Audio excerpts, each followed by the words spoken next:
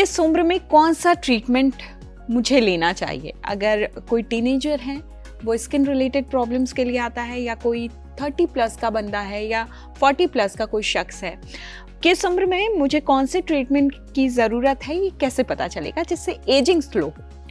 इसके लिए 2 ट्रीटमेंट्स में मैं डिवाइड कर देता हूँ समझने के लिए। सुपरफिशियल चेंजेस आते हैं स्किन में और गहरे चेंजेस आते हैं। तो अगर आपके स्किन में सिर्फ कलर टोन टेक्सचर है तो आप कुछ एक लेज़र ट्रीटमेंट्स, होम केयर, कुछ एक सप्लीमेंट्स, कुछ एक बेसिक होम केयर क्रीम, सब सीरम से फ़र्क पड़ जाएगा आपको।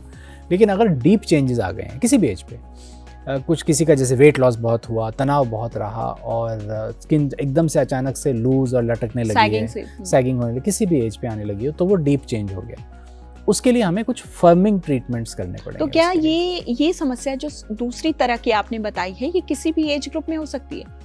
आजकल हम बहुत वेरिड देख रहे हैं, बहुत जल्दी ये चेंजेस आने लगे हैं, क्योंकि collagen depletion, muscle mass poor होना, रात को लेट तक जगना, स्ट्रेस बहुत होना, चाय कॉफ़ी की आदत पड़ जाना, अल्कोहल है, प्रोसेस्ड फूड इनटेक है, शुगर है, ये सब चीज़ें हमारा शरीर में ब्रेक डाउन और ऑक्सीडेटिव स्ट्रेस बढ़ा देती हैं। तो उनसे ये चेंजेस बहुत फास्ट आ जाते हैं।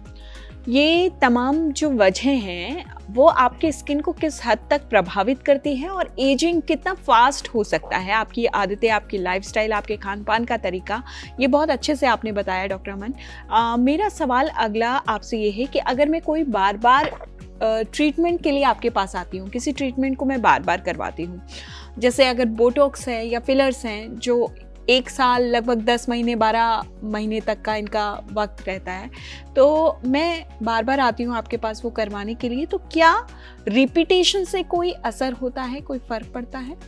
जी, रिपीटेशन कुछ चीज़ों में फ़ायदा कर सकता है अगर मॉडरेशन में किया जाए। अगर आप लेज़र भी, रीसर्फेसिंग लेज़र ज़्यादा कर लेंगे तो स्किन सेंसिटाइज होने का रिस्क रहेगा। बोटॉक्स, जहाँ मसल की एक्टिविटी वापस आ गई, आप दोबारा कर सकते हैं साल 6 महीने में। लेकिन फिलर्स पे मैं यहाँ तवज्जो देना चाहूँगा और फिर से चेताना चाहूँगा कि फिलर्स में अगर आप बार बार करते हैं तो फेस धीरे धीरे कई लोगों का बड़ा होने लगता है और वो पता ही नहीं चलता, स्लो होता है। फिलर वाटर रिटेन करते हैं। फिलर सब पेशेंट्स में फिलर सेम तरीके से डिसॉल्व नहीं होता। पहले हम कहते थे कि फिलर 6 महीने, साल भर में, 1.5 साल में चला जाएगा। ऐसे बहुत से पेशेंट्स हैं जिनमें हमने देखा कि फिलर 3-3, 4-4 साल, 5-5 साल बाद भी फिलर वहीं का वहीं है, या वो स्प्रेड हो गया या टूट गया, इधर उधर चला गया, लेकिन है शरीर में। तो इसमें बहुत ध्यान रखना चाहिए। फिलर ओवरडू कभी भी नहीं करना चाहिए।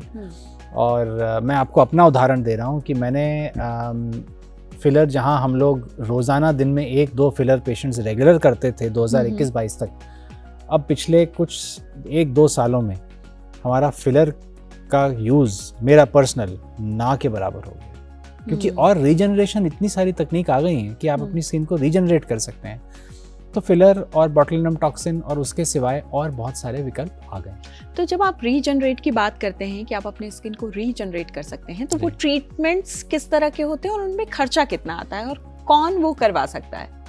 जिसको भी लगता है कि स्किन डलनेस है, स्किन में फाइन लाइंस हैं, रिंकलिंग है, बेसिक होम केयर बहुत अच्छी काम करती है, रीसर्फेसिंग ट्रीटमेंट्स हैं, लेज़र्स हैं, पील्स हैं, वो सब रीजनरेट कर सकते हैं और काफ़ी साइंटिफिकली डॉक्यूमेंटेड हैं कि इनसे आपकी वाकई कोलेजन इंडक्शन बनती है, कितनी % बनती है, कितने % रिंकल कम होते हैं, कितना % चेंज पिगमेंटेशन में आता है।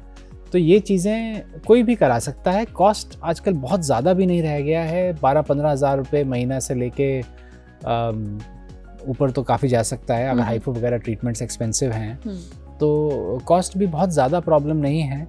लेकिन मेरी सलाह हमेशा रहती है कि आप ये ज़रूर देखें कि मैं अंदरूनी तौर पे इंटरनली अपने शरीर को समझूं, तासीर को समझूं, मेरे ऐसे क्या चेंजेस हैं जिनसे एजिंग फास्ट हो रही है और उन पे काबू पाया जाए।